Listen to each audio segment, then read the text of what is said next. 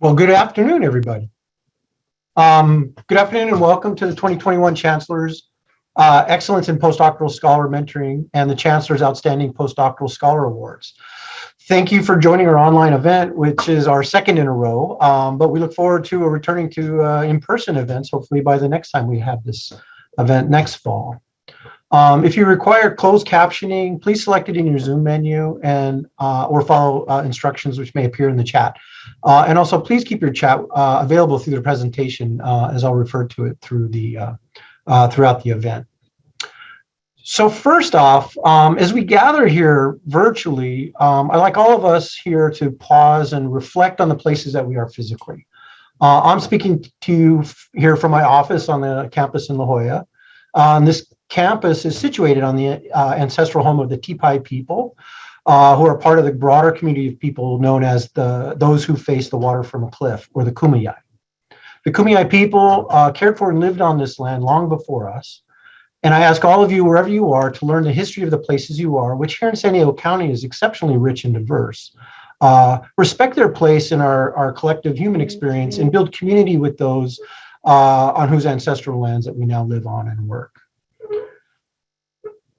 I am Mark Lawson. I'm the director of the UC President's Postdoctoral Fellowship Program, and I'm a professor of obstetrics, gynecology, and reproductive sciences here in the School of Medicine at UC San Diego.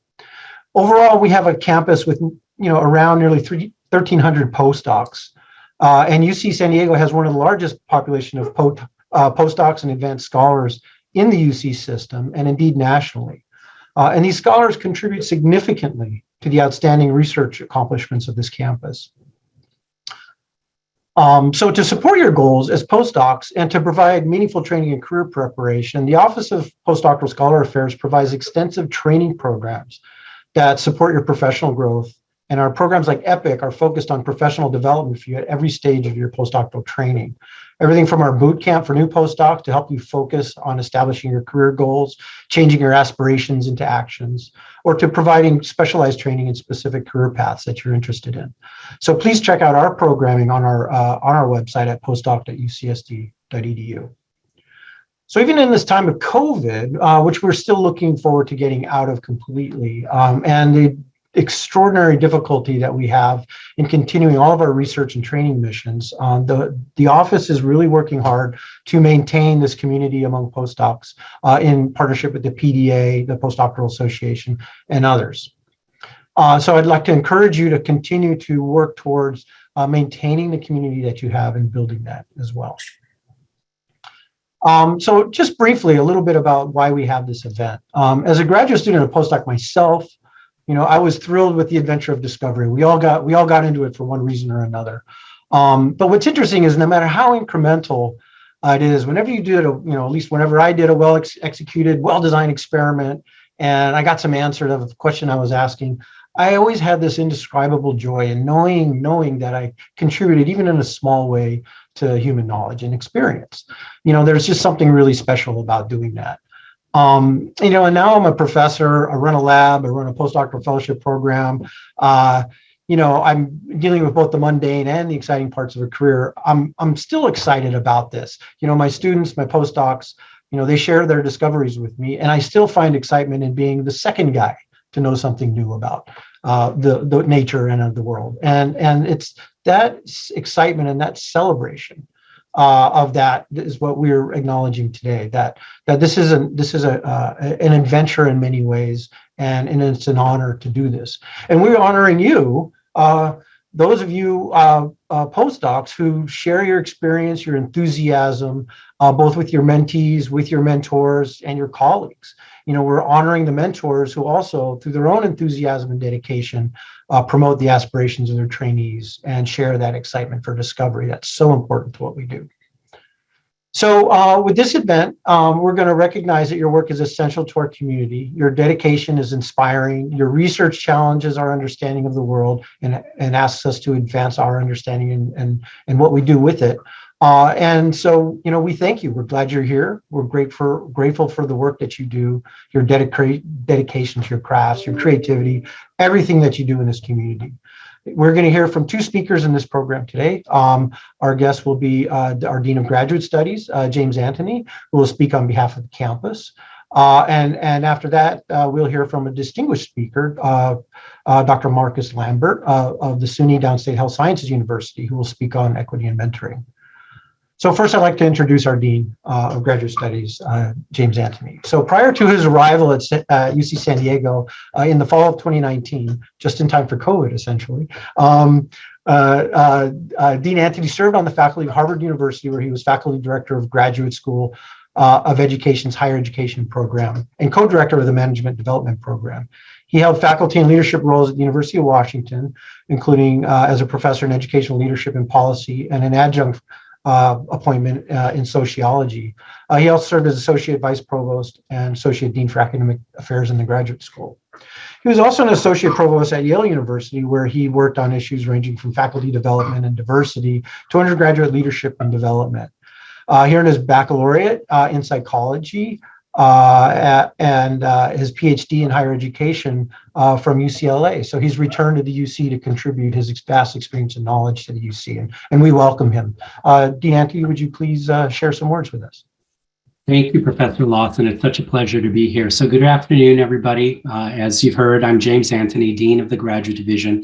It really is a pleasure for me to be here today to honor two incredible groups of people, our extraordinary postdoctoral scholars who are being recognized, and of course, the incredible mentors who are being recognized, these mentors who guide them day to day. The international reputation that we enjoy at UC San Diego and the breadth and depth of our research and education mission can be traced in part to the efforts of the people we're celebrating today.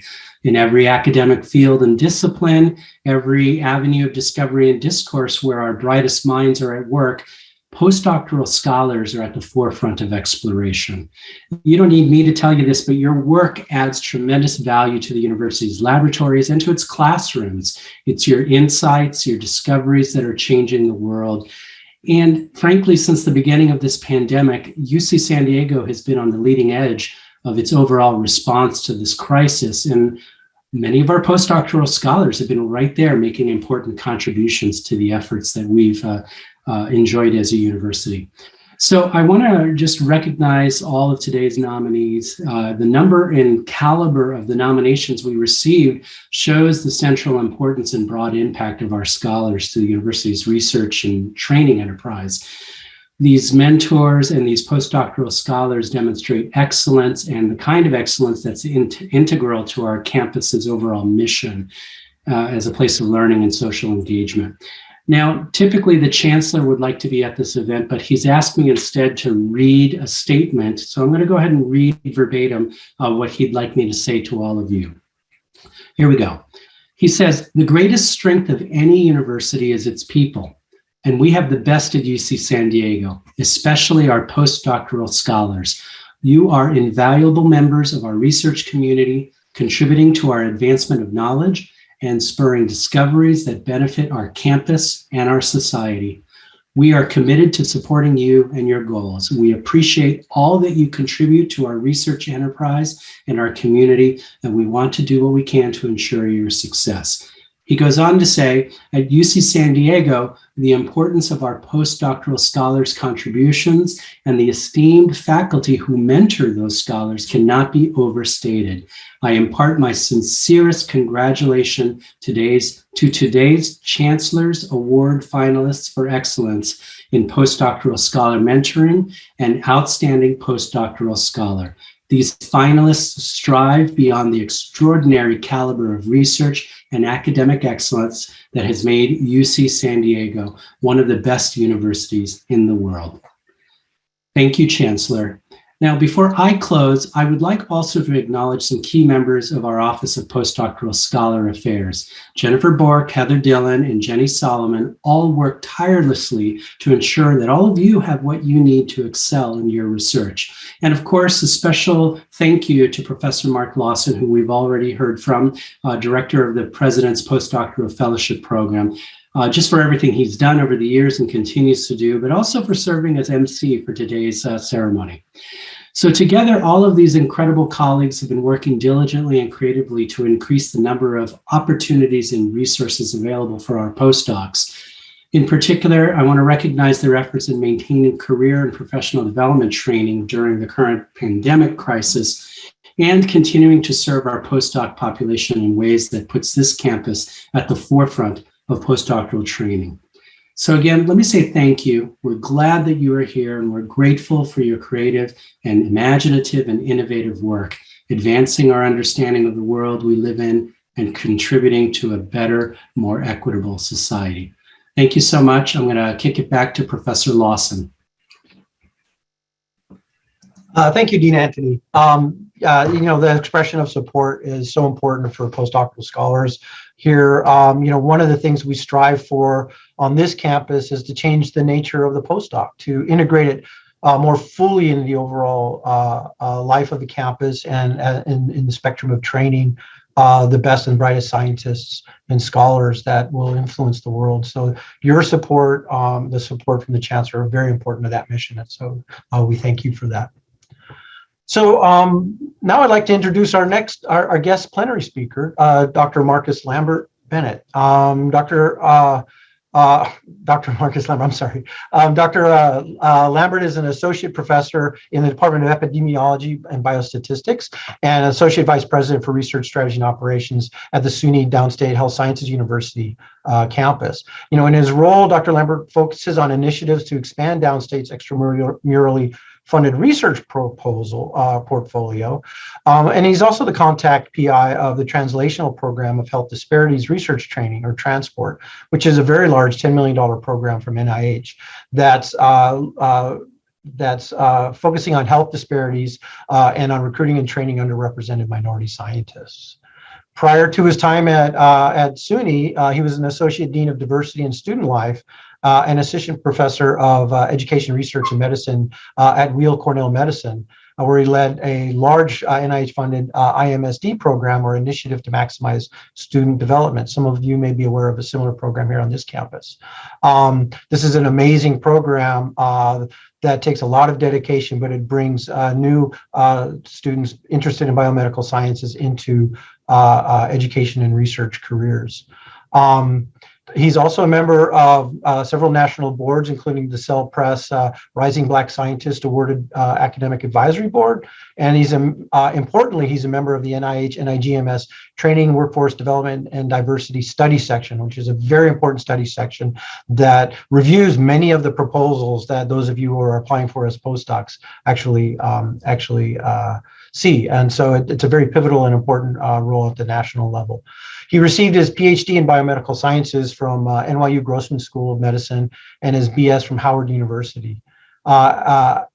And he also holds an MS in clinical epidemiology and health services from Weill. So thank you very much for joining us, and let's welcome together let's welcome you to give us your thoughts on mentoring and equity. Thank you, Dr. Lambert. Thank you so much, Dr. Lawson, for that kind introduction. It's a pleasure to meet you, Dean Anthony. Thank you for your comments. And just a really huge thank you to Jennifer and Heather. You all are really phenomenal, just in terms of not only, just your help in organizing this, but this event in and of itself. I think just really amazing to honor excellence in mentorship, particularly for postdoctoral fellows. And I think particularly for postdocs in the week of National Postdoc Appreciation Week. So I think it's just a really great time to honor excellence in mentorship. So let me share my screen. I just have a few sort of slides to guide my discussion here. And can everyone see that okay? Looking good. Yeah. Okay, excellent.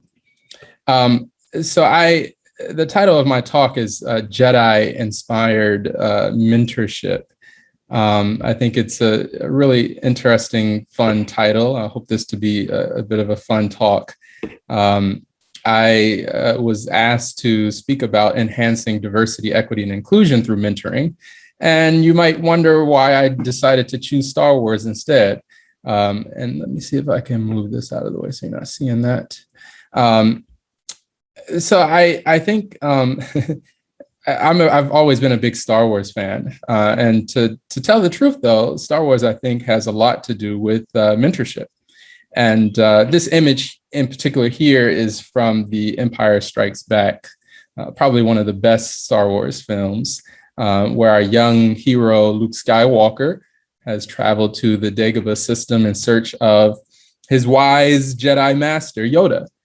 And just like just like Luke Skywalker, I think I've carried my PI on my back, literally, and learned the ways of the Force. And I'm just joking. But I probably the reverse, my PI carried me.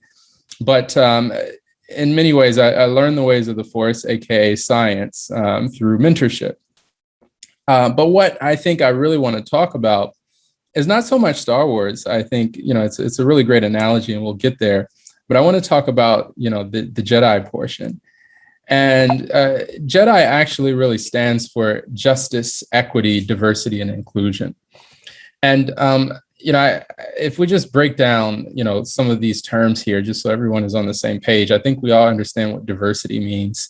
It's the difference between us. How often do we look around our spaces and, we find different people of different backgrounds, different experiences, different cultures, different ways of thinking, but also different races and ethnicities and gender identities. And, all of that is welcome. And there are a number of papers that talk about the benefit of diversity to innovation, particularly in science. So I think diversity is not unfamiliar to us. Inclusion, I think, is another term we often hear. It really refers to the sense of belonging in an environment. Do you feel like you're a part of the fabric of the institution? Do you feel like you belong, or do you feel included? And sometimes, there are times where, we've felt excluded. I think we all know what it feels like sometimes to feel excluded from something and to not feel included. I remember certainly when I was a graduate student, my first year in graduate school, feeling somewhat, isolated. I was probably one of few who looked like, me in terms of, identifying as African American. And there's actually another guy who identified as African American. We don't really look alike, but sometimes we would be mistaken for each other. And, we would just joke that, I'd be like, hey, Marcus, and he'd be like, hey, Caleb, just almost in a joking way, because we would get mixed up so often. But, he was just almost opposite of kind of who I am, more outgoing, outspoken, just a really different sort of guy. But it almost kind of, that experience, many times made us feel sort of, like people who really didn't know us, or made us not feel like we were a part of the department or the institution. And I could tell you plenty of times where, I would walk through a door and someone would try to close it back behind them, not thinking that I belonged there, that I was a student or a scientist. One particular time stands out really vividly in my mind. There was a bike rack that was behind a locked door. And, at the time I was a graduate student, I was wearing a hoodie, probably had my hood on a little bit. But, bringing my bike that I paid for to use this bike rack where I could lock my bike, but it required an ID in order to access it. And there was someone else in front of me. So this person, buzzed in with their ID to unlock the rack in the room to lock the bike up. And I'm coming in behind the person. So they're looking back, they pause, look back again. And then they finally sort of ask me, do you have an ID? This is, for people who are, locking up their bikes who go to this particular institution. So I said, yes, I have an ID, and felt the need that I had to, prove that I had an ID. And then, this person literally wanted me to swipe just to prove that I could, also get in the bike area. And, I swiped it and proved that I paid just like this person did. So I locked my bike up, and on the way out, I just had to let the person know that, as I said, you don't remember me? I was a student in your class last semester.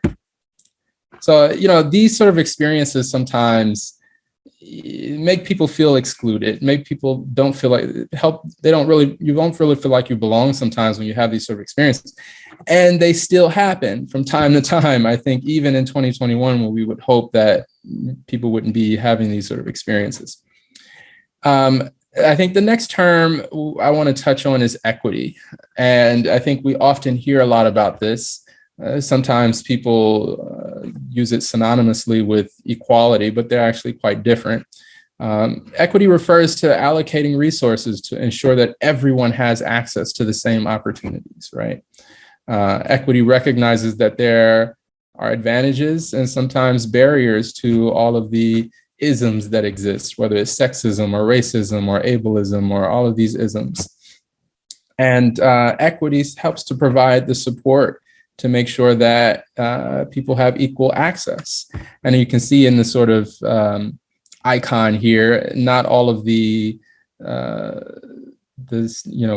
guess, podium that everyone is sort of behind or standing on is of equal heights, but it provides an equitable access to that so that everyone is of equal height. But the last thing I'll talk about is justice. And justice, I think we've seen a lot more of in terms of recent years, especially with 2020. Justice, I believe, refers to dismantling the barriers or the resources to resources and opportunities in society, right? Justice is making sure that everything is balanced, everything is right-sided in a community. And this is the totality of JEDI, justice, equity, diversity, and inclusion.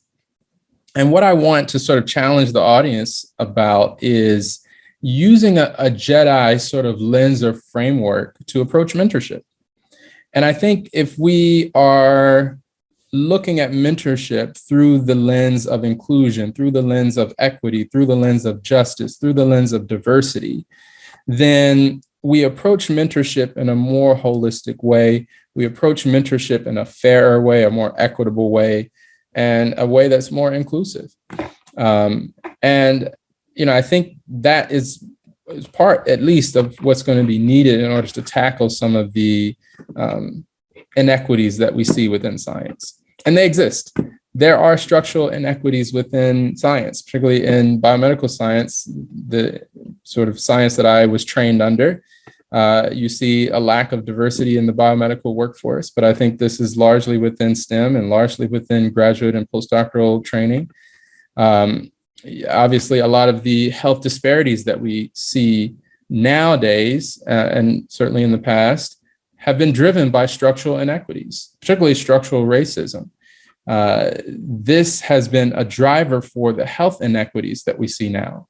Think about like redlining or housing disparities or income disparities, inequities in terms of educational access. All of that plays into the health of our society and the health disparities that we see and informs the scientific problems that we investigate. Of course, you're always going to have, basic scientists that look at, science for what it is, maybe just studying DNA for the sake of studying DNA. But a lot of the funded science that we often want to solve and explore is a result of health inequities and health disparities. And then there are actual funding disparities in and of itself among our scientists. And I'll talk a little bit about this on the next slide because I think it's quite interesting. And then finally, another example of just sort of the structural inequities and what they sort of lead to, something called racial battle fatigue, which is this sort of cumulative result of natural, race-related stress response based on your conditions. I think it's really epitomized in one author's sort of description. Dr. Uche Blackstock wrote an article last year, I believe, where she said, "I made the difficult decision to leave my faculty position at an academic medical center after more than 9 years there because of a toxic and oppressive work environment that instilled in me fear of retaliation for being vocal about racism and sexism within the institution." So I just want to, in some sense, paint, maybe not so much a sad picture, but a picture of the sort of structural inequities, the lack of diversity, and not to be so negative, but these are some of the things that we're facing. And the only way we're going to solve these things is that we have to kind of tear down some of those inequities, attack the root problems of it, and change our way of thinking, change our framework for how we look at the model of training. And again, I sort of argue and push for a sort of JEDI, or justice, equity, diversity, and inclusion framework for that. I want to talk about one more thing in particular, the funding disparities that you see as another example of structural inequities.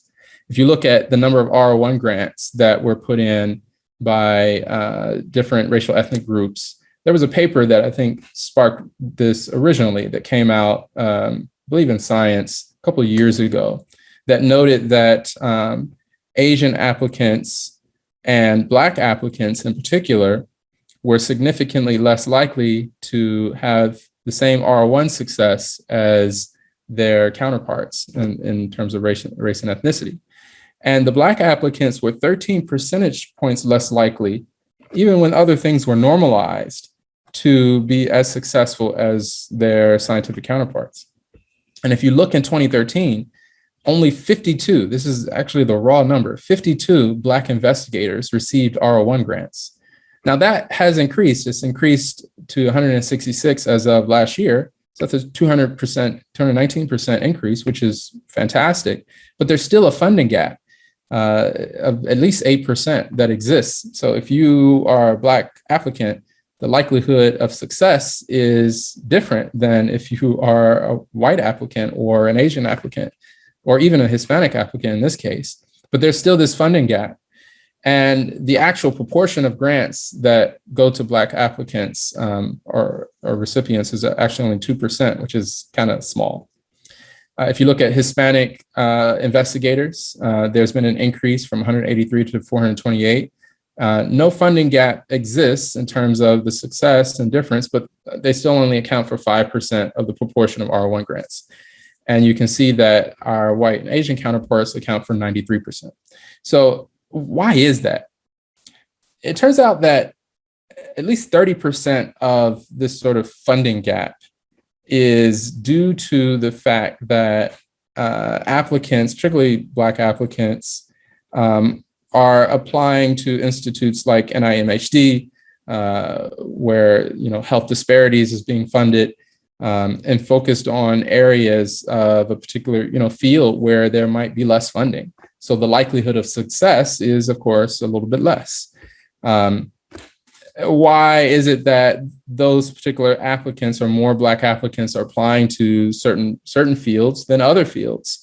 Well, I think it's a product of structural inequities and lack of access and exposure to certain fields and training and so forth. But the key part of that is the training part and the mentorship part. And here's where JEDI mentorship can play a role. I want to leave a couple anecdotes of advice, and this is particularly to our postdoctoral scholars who may be on the call. And most of these quotes come from Master Yoda directly. And I think we have a lot to learn from Star Wars, which again is, I think, a really great story about mentorship. So one of my favorite quotes from Master Yoda, and I promise I won't use the Yoda voice, but just imagine Yoda saying this: train yourself to let go of everything you fear to lose. And he's speaking this to Anakin Skywalker at the point where Anakin is like starting to see like premonitions and visions about Padme, his secret wife, for those who are not familiar with Star Wars. And he's, really being like starting to kind of, Yoda's like warning him, like, that is the path to the dark side. Like, you got to let go of this fear of losing the people that you love. And I think our message here as scientists, as postdocs, as trainees, is not to let fear sort of grip you from being successful, especially when you're just sort of transitioning these, when you have these sort of transition points from like starting your postdoc or starting your faculty position or starting an industry position, whatever you decide to pursue. Sometimes you come across, imposter syndrome or this sort of fear that you don't have the confidence or you're in your sort of ability. And, we've done studies on this, and, we see it certainly at the transition points. But, my advice to you is that be confident in your research ability. You would not be here unless others thought that you had the capability to be here. And, it's challenging sometimes. I remember being like a graduate student, my first year. So I'm like doing rotations. PI asked me to, clone into this big vector. And, I had done some cloning before, but obviously didn't think I was the expert, but it just kept failing over and over and over. So, at this point, like the third time, I'm like, really embarrassed. And, the PI, he's like, okay, well, I'm going to do the experiment side by side with you. So I'm like, okay, like that's the most embarrassing thing, the PI who doesn't often, come to the bench is like doing this experiment side by side with me. Fortunately, he's not successful either, but we have a meeting afterwards, and we go to our collaborator, and I'm sitting there, with my PI across from the collaborator. The collaborator says, hey, have you been successful, cloning into that vector? And my PI says, no, it's been giving us hell. And he just starts laughing, and we're like, what's funny? He's like, that vector is like notoriously, challenging. He says, we give it to rotation students just to kind of, play with them and laugh at afterwards. And I'm sitting here like, I'm a rotation student. So you can't doubt your abilities, right? Know that and trust that you are where you're supposed to be and that you're going to be successful. The next one, Yoda says, found someone you have, eh? So I just equate this to, when you are a trainee, when you're a postdoc, you got to go out and search for your mentors. Luke Skywalker went, systems to find a potential mentor when everyone thought the Jedi were non-existent. So you got to search out for the people that you want to train under, search out for the people that you want to be around. And most importantly, create this sort of mentoring network for yourself. Don't just rely on one person. I think oftentimes we get caught up into this idea that one mentor is going to fulfill all of the needs that we have.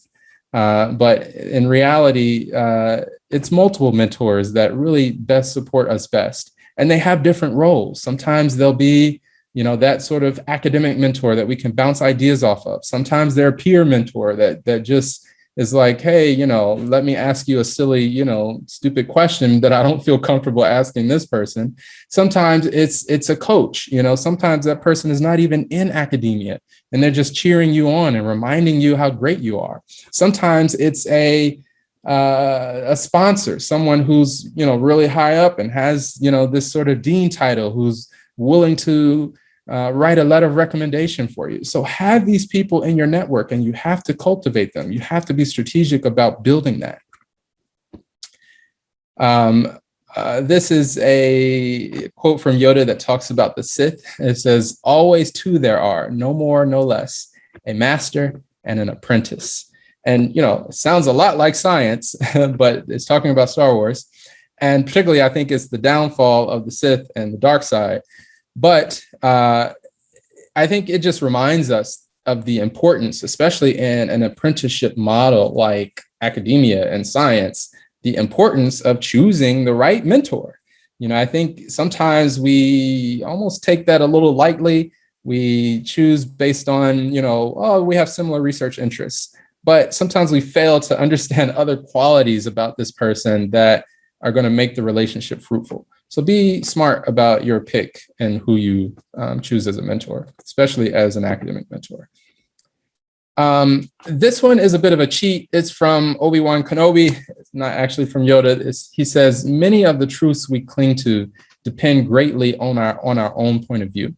And I think this is a reminder to many of us who come from different backgrounds. Whether you are an international student or coming from a rural part of the United States or in some way marginalized or, part of a marginalized group, quote unquote, you have a point of view that may sometimes be different than the average person. value that. That's an important aspect of what makes you unique, and it's going to come out through your science. Another quote from Yoda: remember, a Jedi's strength flows from the Force. Just in this case, replace Force with science or academia. And, you know, in many ways, academia is a lifestyle. It's kind of what we spend most of our time doing. And yes, we're going to be motivated by our own science, but we're also motivated by other people around us. So find those affinity groups. Remember, like, this is where your energy comes from, your motivation. You know, for those who know about Star Wars and maybe midichlorians, the Force is this energy that binds you and your institution and everything around you. So take advantage of that, cultivate that to your own sort of benefit. Yoda says, difficult to see, always in motion is the future. This is, I think, a reminder to us to think about our career paths, think about our next steps, not at the last minute, but now, meaning cultivate that mentorship network.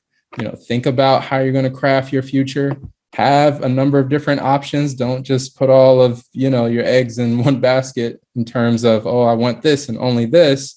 But remember that you're training to be a scientist, or you may already be a fantastic scientist, and that skill set can be translated into many different aspects. And then I think finally, always pass on what you have learned. Speaks to science outreach. It speaks to mentorship. It speaks to just sharing wisdom to others around you. And as much as that can be beneficial to other people, it's also beneficial to you. It helps to motivate you. It helps to remind you of why you're doing what you're doing. And I guarantee you it's extremely fulfilling. So just a reminder to all of our mentors, all of our mentees, and everyone who attended, you know, this is the word cloud of what people think about when they think about a mentor. Being communicative, honest, personable, kind, patient, calming, supportive, empathy. Like, these are all sort of words that make you feel warm. They make you feel like you belong. They make you feel as if you're an equitable sort of voice in the room. And this is part of Jedi-inspired mentorship. So congratulations to all of the honorees, the finalists, and thank you for inviting me to speak with you today.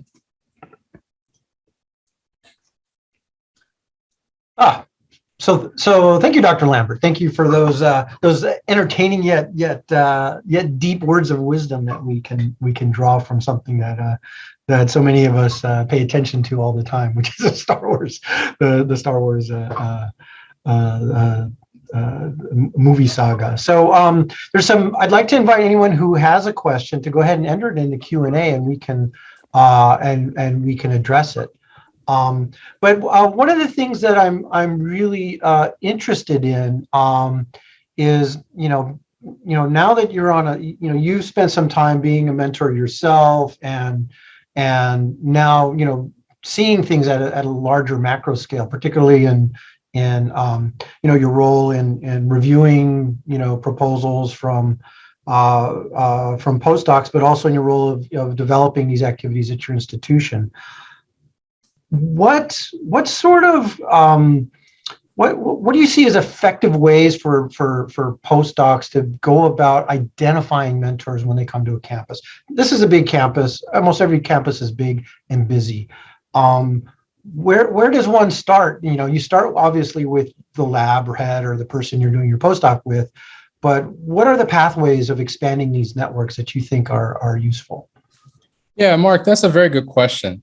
I think the first step is may not be as obvious as one might think. The first step is actually a bit of a self-assessment. You kind of have to look inward to figure out, what are your needs? What do you need a mentor for? What are you looking for?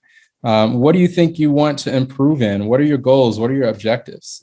And then when you kind of have that, I would recommend writing it out. When you kind of have it written out, maybe in an IDP or something, you have a better sense of, the type of mentor that you want to be a part of your network.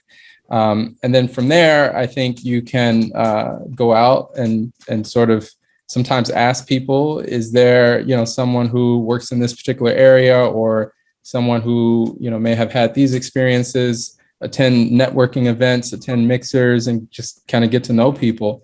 I think the hardest part is oftentimes strengthening those relationships, keeping in touch with people. And, sometimes it's just being yourself, because you never know where, a good person or a mentor might come about. And, you think you might be looking for one thing, and this person just is invested in you and willing to help you. So I think we have a very collegial, nature within academia and science. And most people usually find at least one person who's invested in their future. So it takes a bit of self-assessment first, and then I think some effort to go out and look for that. I often see a lot of hesitance on trainees. A little fear of being vulnerable, I think, that prevents them from making that leap. And so I think that contributes to some of this confusion that goes on. So I'm going to turn to a question from one of our attendees, and that is, in your experience, what is the difference between ways to improve the Jedi mindset? Top-down institutional guidelines versus bottom-up feedback to mentors and other members in the network. So yeah, it's a very, very good question, and I think it's a bit of both. I'm a strong advocate for having sort of top down, in the sense you almost have these sort of structural supports, and that could take a number of different forms. When I was at my previous institution, Weill Cornell Medicine, we established, my colleague, who's just phenomenal, had this great idea of establishing these mentoring cascades. And what they were these essentially groups of, mentors. They included a faculty member, a postdoc, or it was also included of the medical field. So a resident or a fellow, a student, more senior student, and sometimes a more junior student. And the mentorship could go many different ways. It could go between the postdoc and the student. It could go between the student and the student and the faculty, or the faculty and the student. And that sort of cascading mentorship, it just created a structure that allowed for people to, it created a space where you could talk about issues, where you could have people that you could call on. And, we recognize that every sort of matching would not be perfect. And it was up to, the group to sort of, facilitate that. But that structure, those regular meetings, it established something. But, you also need, I think, just reminders to individuals about how to talk with, sometimes their trainees. I know some faculty who, just their perspective is, the trainees are here to work, here to do their science, and that's it. But I find that a lot of the trainees, especially trainees who come from Black, Indigenous, and people of color communities, really appreciate mentors who ask how they're doing, like really how they're doing, how their family's doing. They want to know their story, and just, appreciate the contextual parts of their background, and it makes them feel as if they're being seen. So sometimes those little things about how we approach our mentees are important, and also the structural things that help to cultivate a sort of mentoring milieu is really important. That's a really good and thorough answer. Thank you. Thank you for that.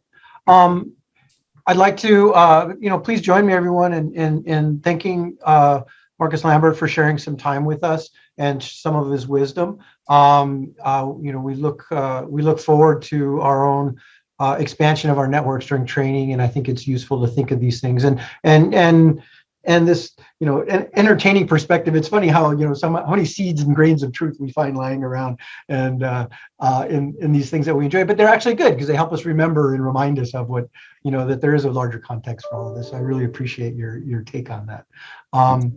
But now so thank you. Please go ahead and enter your congratulations or thank yous into the chat if you'd like. And I'd like to then go on into the mentoring awards. And of course, everyone is welcome here to to begin looking at our nominees and enjoying the presentations. I have to adjust my screen here a little bit.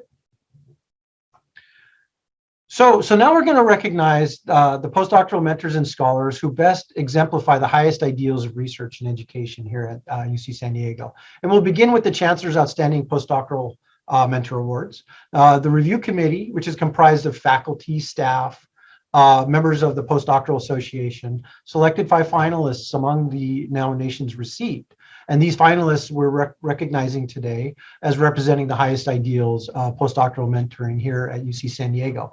And I'll give you an introduction of each one before the announcement of our awardees. So first, as you can see, I'd like to recognize Professor Francisco Contijac, Assistant Professor of Bioengineering. In his nomination, it's noted that he has a strong commitment to the career goals of his mentees. And I'll quote from one of his nomination letters, is that the most important aspect of Dr. Contijac's mentorship is his ability to meet individual needs of his mentees, despite their tremendous diversity. He's assembled a team of scholars from the high school level all the way up to postdocs with experiences ranging from the clinical to the technical. Despite the challenges of working with a highly multidisciplinary team, he's been able to foster an atmosphere of collaboration that is quite conducive to scholarship. Remarkably, this productive research environment does not come at the cost of meeting the diverse career goals of each of the individuals in his lab. And I think another quote is that he's had he's been an incredibly committed mentor who has offered both friendly and strict hand to help me strive for a successful and balanced academic life. I've learned so much from him, and he continuously inspires me to be a truly committed mentor to my mentees. So I'd like to invite you to watch a short video featuring his nomination and perspective as a mentor.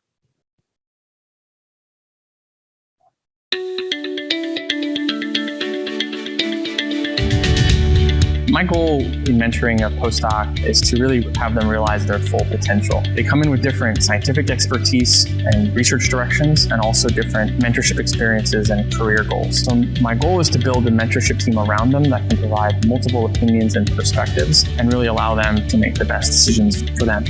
The advice I give to postdocs when they're considering a career move is really to take into account not just the job, but all of the other impacts it would have. There's lifestyle changes, family considerations, location. I think all of those play a key role in having a successful career. So receiving this nomination is really an honor. Postdocs are a key part of establishing scientific excellence in the lab as well as the culture. I've been lucky to recruit a set of postdocs with different experiences and expertise, and they've been incredibly successful. And so being recognized by them is really humbling that they were able to benefit from my mentorship.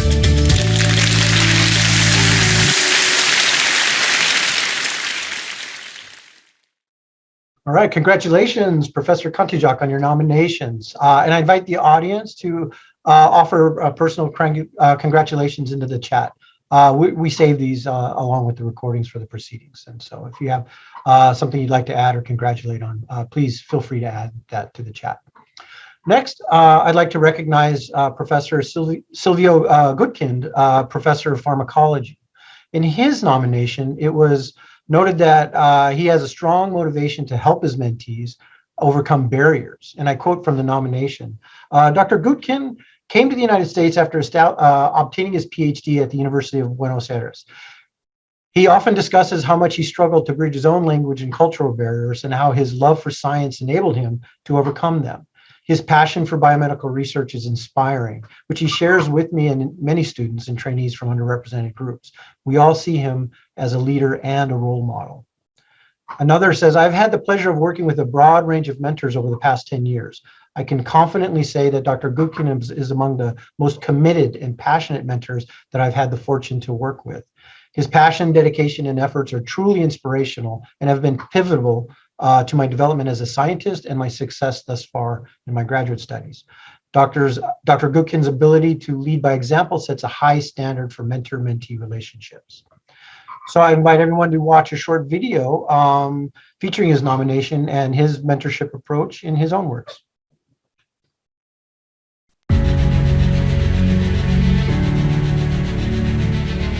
My role as a mentor is to prepare our postdocs to achieve success in whatever they define as the next step. Training is usually centered around core values, core competencies, and what I define as precision training. When our postdocs are ready to leave to open their own laboratories, I always tell them, follow your passion, follow the research that really is close to your heart.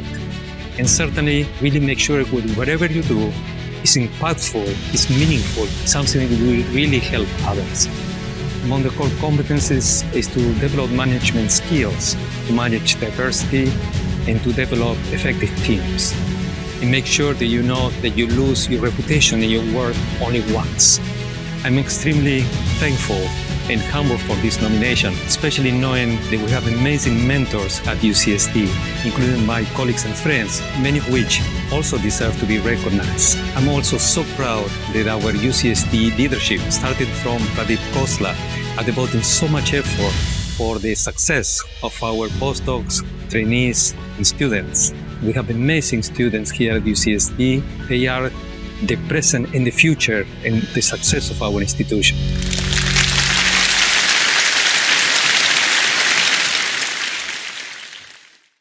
Really inspiring words, and congratulations, Dr. Gutkian, on your nomination. And again, I invite you to add your own congratulations into the chat.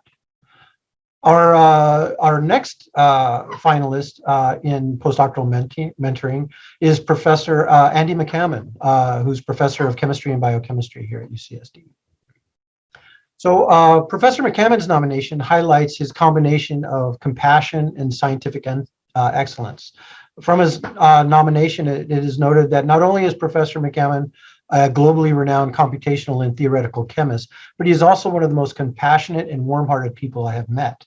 When people ask me what it's like to work in his lab, my response is being a postdoc with Andy is like living in the scientific version of Disney World. It truly is the happiest place on earth. And to this day, I stand by that statement. In Andy's lab, there are no impediments or obstacles to achieve success. So join me in viewing a video sharing his own perspective on the happiest place on earth.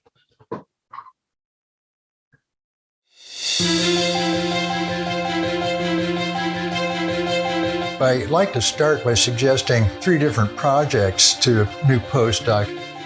I encourage a postdoc to also suggest projects, and then the postdoc will choose the starting project so that they'll pursue it with the maximum passion.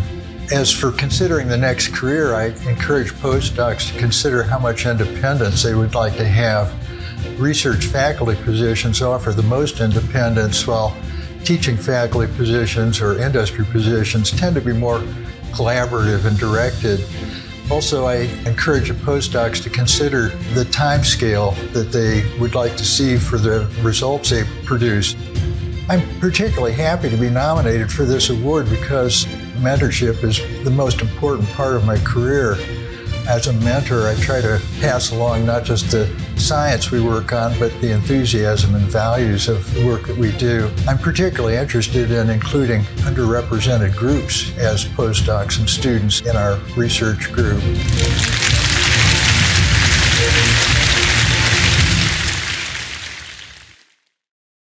And congratulations, Professor McCammon, on your nomination. And again, please enter your congratulations and comments in the chat. For the next finalist, I'd like to introduce Professor Padmini Rangamani of Mechanical and Aerospace Engineering.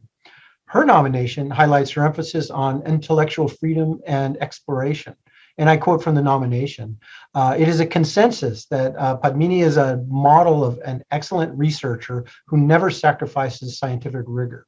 She has systematically created an environment which fosters engagement and intellectual curiosity. We are always reminded that science takes patience and that honesty and rigor are 2 indispensable pillars of quality research. Her vast scientific knowledge, strong work ethic, and the time she commits to guiding us undoubtedly helps us to become better scientists. Padmini has taught me how to be a better researcher and, more importantly, a better person." So please join me in viewing a video featuring her perspective on mentoring here at UCSD.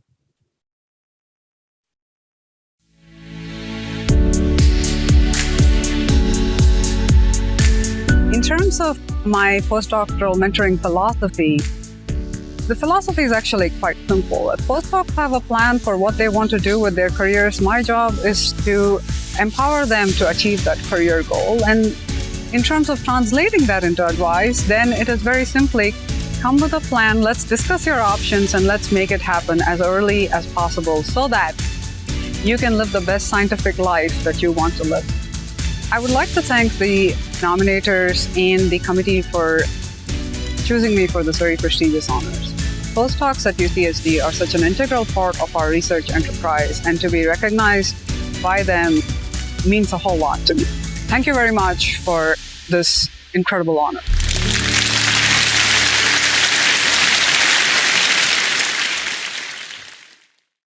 Thank you, Professor Rangamani, on your nomination. And again, I invite others to offer any congratulations or personal commendations in the chat.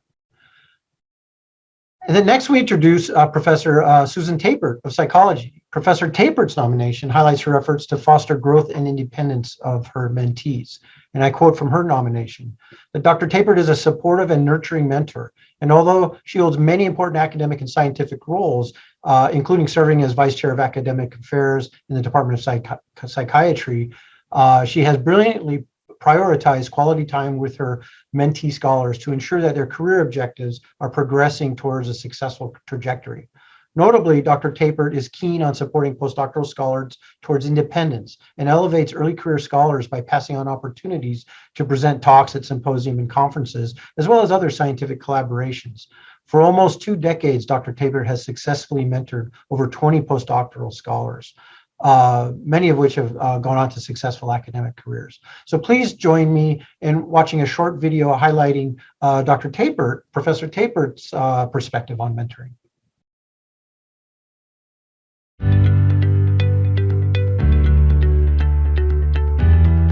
My mentoring philosophy is to make sure to meet one-on-one with mentees to really hear how they're doing, to track their progress, and to make sure that we're having stimulating conversations about big picture issues, and also to talk about sort of big picture issues in their career, as well as the details about how to advance with things such as how do you navigate becoming a faculty member in our University of California system.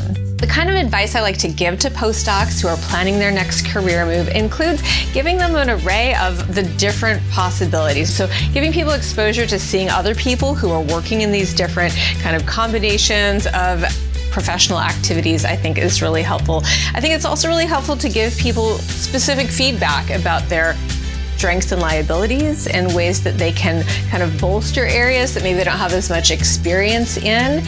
And then over time, some people just learn they're not really a great fit for a particular area, and there's a lot of different options that might play really well to their strengths.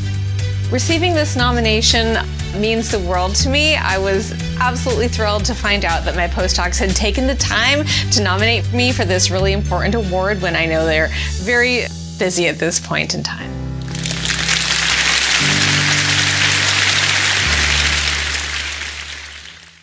Congratulations, Professor Tapert. And for those of you that are watching, please also add your congratulations into the chat. So what I would like to do then is just recognize that all of these nominees exemplify the highest standards of scholarship, research, mentoring, in the community of UCSD. And I'd like to congratulate all of them on their very inspiring presence on campus and presence to the postdoctoral population on campus in particular at this very crucial time in their careers. Thank you for the service that you do. And now let's go ahead and roll the announcement of the awardees.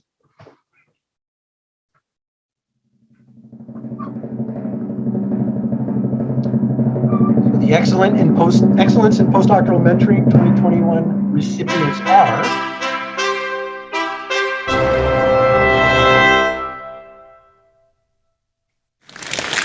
Professor Goodman and Rangamani. Congratulations to both of you for your award in Excellence in Postdoctoral Mentoring for the 2021 year. Thanks again, and thanks for being such outstanding role models and leaders on campus. So please, all of you, add your claps and congratulations into the chat. Congratulations to you for your dedication and your work. And now let's turn to the mentees themselves, the postdoctoral awards. So this is the 2021 list of Chancellor's Awards for Outstanding Postdoctoral Scholars, and these are the 5 finalists. These nominees are dedicated researchers. All of them conduct outstanding and highly regarded research, unquestionably, on campus. But beyond that, they bring a unique combination of energy and innovation to their chosen work and disciplines. They have the respect and admiration of all of their mentors and colleagues, which is why they end up being nominated for this award. And in addition to their own immediate communities here on campus, they're devoted to making an impact in the broader community through their service. So it's my privilege then to introduce our first nominee, Dr. Surl-Hee, a postdoctoral scholar in the Department of Chemistry and Biochemistry. Dr. An's nomination highlights her leadership and her role modeling. And I quote from her nomination, that Dr. An's strongest skills are her communication and leadership skills. She has also demonstrated her outstanding skills during our multi-lab collaboration project. She spearheaded a project, organized the research effort involving 3 different labs, effectively communicated with investigators and fellow collaborators with diverse backgrounds and expertise, and finally led to the effort to publication of a manuscript, which was selected as an editor's pick. So her leadership skills have made a very big impression on her colleagues. And so I'd like you to join me in watching a short video on her perspective as being a postdoctoral scholar at San Diego.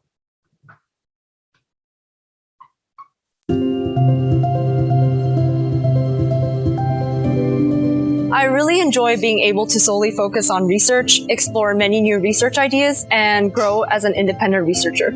I would advise first-year postdocs to pursue their own research ideas, test them out, and be proactive in participating in many collaborative projects outside of their current expertise. This is the perfect time to broaden your skill sets and test out your new research ideas. I hope to become a professor at a research university who will lead a team of postdocs and graduate students working on computational and theoretical chemistry. Overall, I would like to make a positive contribution to society to the best of my abilities as a professor, mentor, and scientist.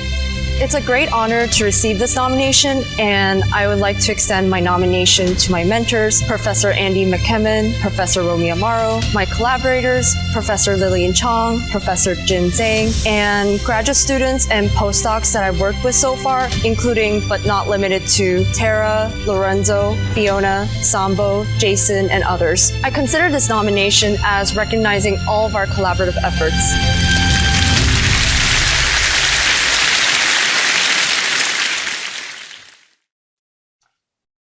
So join me in congratulating Dr. An for this nomination. And as before, go ahead and enter into the chat any congratulations or personal notes you'd like to contribute. For our next nominee, I'd like to introduce Dr. Jamie Amamiya in the Department of Psychology. Dr. Amamiya's nomination highlights her dedication to mentoring and overcoming obstacles. And I quote from her nomination, "After working for months to build relationships with local schools and train a team of undergraduate research assistants, she suddenly lost the ability to collect data in person. She responded to this setback by developing new ways to carry out her work. In particular, she and her research assistants spent dozens of hours working together to transform school-based studies so they could be run on an asynchronous online platform. And another noted that she challenged me to step out of my comfort zone while providing unconditional support. Dr. Amamiya expects a lot from the students she works with, but she also gives them a lot of support. In course evaluations for a class she taught, students praised the clarity of her lectures and all that she did to make sure they mastered the material. And particularly one noted that I normally feel too shy to answer questions in class, but she created a safe enough environment that I felt comfortable speaking. So join me in viewing a video featuring her experience in her own words.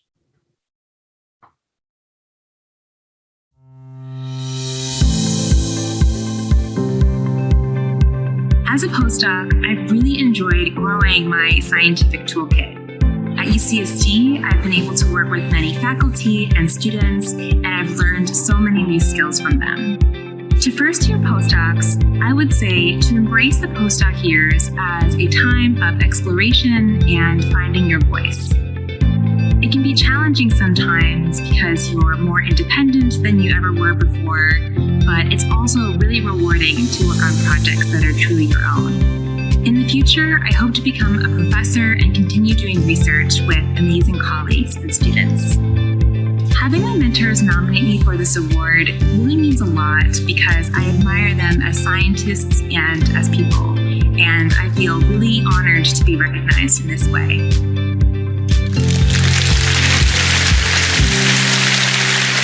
Congratulations on your nomination, and I invite you to add things to the chat in recognition of her nomination. So our next nominee is Dr. Hesane Kazemi of Mechanical and Aerospace Engineering. Dr. Kazemi's nomination highlights her community engagement, and I quote from her nomination: "She's passionate in supporting and promoting women in engineering careers and seeks every opportunity to connect with women students. She organized sessions on mechanical engineering for high school students in the Explore Engineering program. She has also taught a workshop in topology optimization for high school students in Young Engineering Science Scholars program. She organized sessions for middle school teachers to incorporate engineering topics in their curricula in the Da Vinci program. So Hesane is extremely passionate and actively involved in promoting diversity, equality, and inclusion. She has taken optional courses such as multicultural education to learn about the ongoing issues affecting underrepresented student communities in education." So join me in viewing a video in which Dr. Kazemi shares her perspective.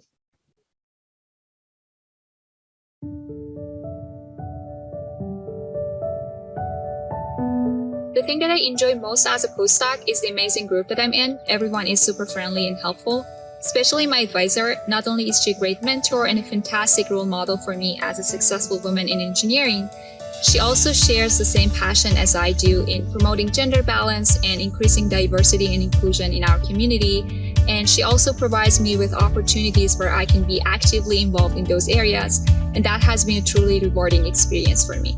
The advice that I would give to first-year postdocs is to have patience because they're most likely going to do research in a new area and it takes a lot of learning, but be patient, be confident, and you'll definitely get there. The hope that I have for future is that no matter what job I end up having, I can use whatever sense of privilege it is that I have to be an advocate for women, for people of color, for members of LGBTQ+ community, because I truly believe that it takes an effort from all of us to make the research community a more inclusive and welcoming place for everyone. It is absolutely an honor for me to receive this nomination. It means a lot to me and encourages me to continue the work that I've been doing, both in terms of research and also other activities that I was involved in.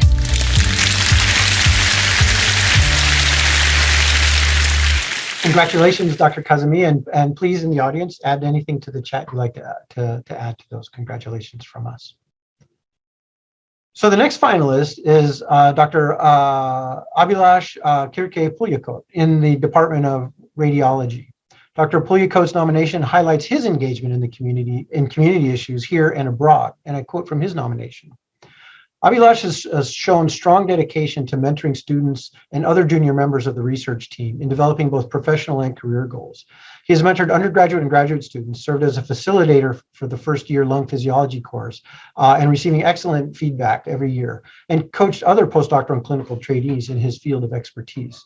He's led both in-person and virtual training sessions, incorporated online tools, and is also a reliable source of guidance for students that he's met in India, providing advice on research ethics, professional development, and applying to graduate programs.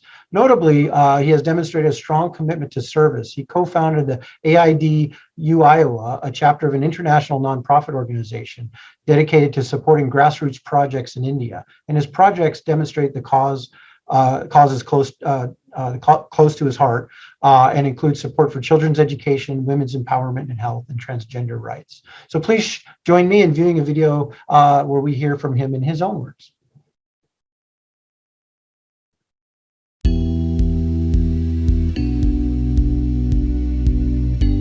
What I enjoy most about being a postdoc at UCSD is the opportunity to explore and learn. I had the opportunity to work on multiple research projects, learn from multiple faculty members, different departments. I also had a chance to join the Postdoctoral Association and become a board member and learn a lot of complementary skills that helped me a lot in developing as a more well-rounded researcher.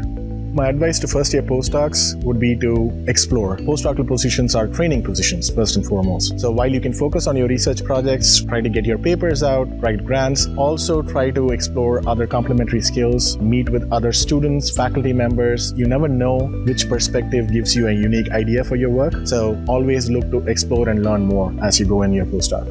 As a researcher, I hope that what we do makes a difference. Maybe early diagnosis, maybe helping people change their lifestyle to make their health better. I hope that I can guide students to better science, how to do good science and how to communicate science better. So on the whole, I hope that we make things better for someone in our lives. UCSD has such a rich research environment that even being nominated for this award is a great honor. I know personally some of the previous awardees and the finalists, and knowing what they've achieved and what they were capable of, I'm really honored to be counted among them. So I want to thank the award committee and the different departments that nominated me for this award.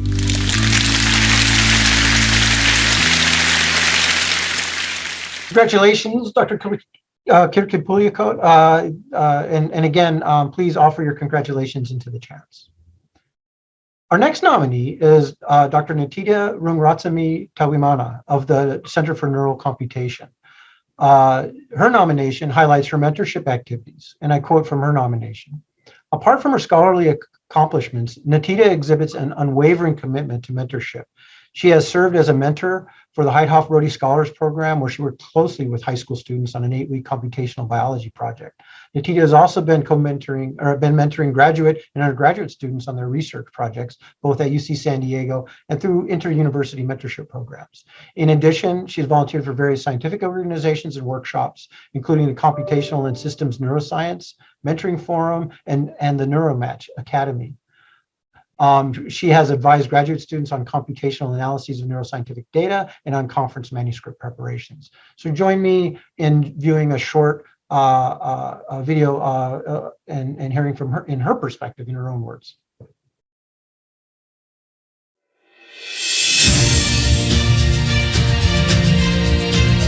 What I enjoy most about being a postdoc is the fact that I get to stretch my horizons and leave my comfort zone. Being a postdoc allows me to not only build upon the research skills that I developed in grad school, but also broaden and deepen my knowledge and experience through many exciting projects. My advice to first-year postdocs would be to take full advantage from group meetings and training opportunities, including conferences, workshops, and collaborative efforts with other research groups. In the future, I hope to build an interdisciplinary and diverse research group to develop neuropsychiatric treatment strategies that are effective and affordable for all. Receiving this nomination is an incredible honor for me. It is a testament to the mentoring and support I have received from the engaging scientific community at UC San Diego. To me, this nomination is a way to acknowledge and to honor all these amazing individuals who have inspired me and helped me grow as a scientist.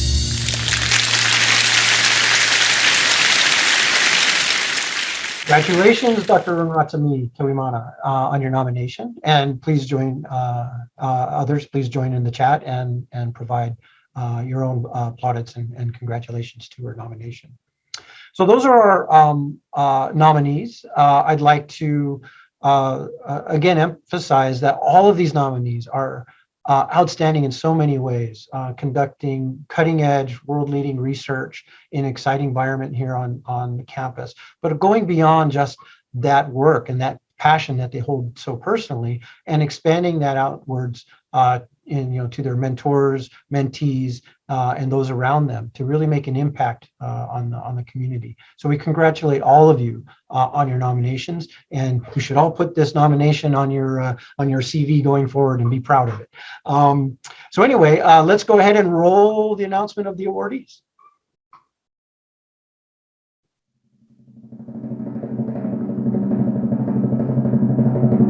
Our outstanding postdoctoral scholar 2021 recipients are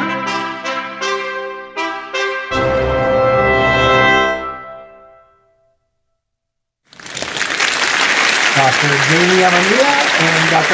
Rosalind Karimana. Congratulations to the both of you. And again, please join us in congratulating them. Enter into the chat your congratulations. Congratulations on you two for your selection as our 2021 awardees, and congratulations to all of the finalists for their amazing contributions to our community. So that brings us to the close of the event. So thank you so much for attending and recognizing the accomplishments of both our mentors and our mentees. And in general, by doing so, recognizing, the team and community that is so important, not only to the conduct of the science, but to building a successful and impactful institution. So to all of you, please consider your colleagues and nominate them for awards. Please work with your advisors and mentors for identifying excellent mentors. I'd like to thank the Chancellor Kosla, for sponsoring and supporting this enterprise and recognizing this very important community on campus. I'd like to thank again Dean James Anthony for joining us and sharing his words. Dr. Marcus Lambert for his contributions to our considerations and perspectives on mentoring. I'd like to thank Jen Burke, Heather Dillon, and Jenny Solomon for participating in this through their hard work and their background work in organizing these awards and getting this event put together. And to the selection committee, which included, as I mentioned earlier, members of the Postdoctoral Association, the Office of Postdoctoral Scholarship Affairs, and our faculty reviewers. And finally, to James from Atheos Productions for our video work today. So be sure, remember, next year to invite your colleagues to attend and to nominate your mentors and postdoctoral colleagues. And hopefully we'll see each other next year in person for an event. Thank you very much, everyone, and have a good day.